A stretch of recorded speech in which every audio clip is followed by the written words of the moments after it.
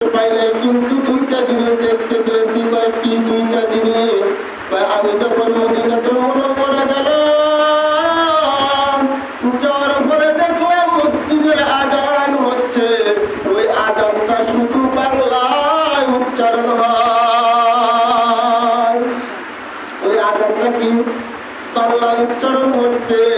আর দ্বিতীয় আর একটা জিনিস দেখলাম, যখন নামাজের মুসল্লায় দাঁড়াইয়া যায়, ওই সময় ইমাম সাহেব হুজুর সূরাতুল ফাতিহা পড়ে। এই সূরা ফাতিহাটা বাংলা পড়ে, আর বাকি সব জিনিস আরবি আর আরবি। এখন আপনাদের কাছে আমার প্রশ্ন, আজান এটা বাংলা না আরবি?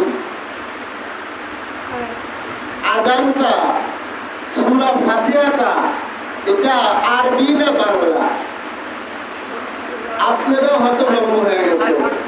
সূরা ফাতিহা আলহামদুলিল্লাহ এটা আরবি, এটা কোরআনের মা, কোরআনের মা, কোরআনুল কারীমের প্রথম সূরা সূরাতুল ফাতিহা। এই সূরাটা আরবি। আযান দিচ্ছে, আযানটা দেয় হচ্ছে আরবি, আল্লাহু আকবার আল্লাহু আকবার।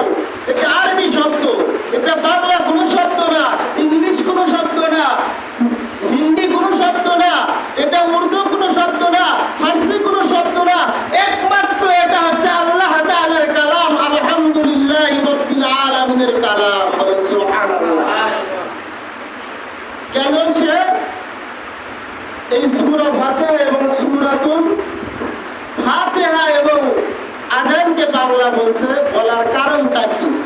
কারণ হচ্ছে সে বাঙালি মানুষ, বাংলাদেশে থাকছে, থাকার ফলে সে এই দুইটা জিনিস দেখছে। সব সময় আমাদের বাংলাদেশেও চলে, ইতে যা দেখি যে সৌদি আরবেও চলতেছে। তাহলে আমাদের বাংলাদেশে তো আরবি কোনো মানুষ নাই, আরাবিয়ান কোনো মানুষ নাই। আরাবিয়ান মানুষ আছে, ইংলিশ মিডিয়ামের মানুষ থাকতে পারে, কিন্তু অনার্গল ইংলিশে কথা বলতেছে এরকম তো মানুষ নাই ইংরেজ দেশে।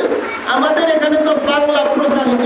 তাহলে আমাদের এলাকায় যেই যেই জিনিসগুলো চলে, ওই ওই জিনিস দেখলাম সৌদি আরবে আযান আর সূরা ফাতিহা, এই দুইটা জিনিস অনুধাবন করে সে মনে করতেছে যে সূরা ফাতিহাও কি বাংলা।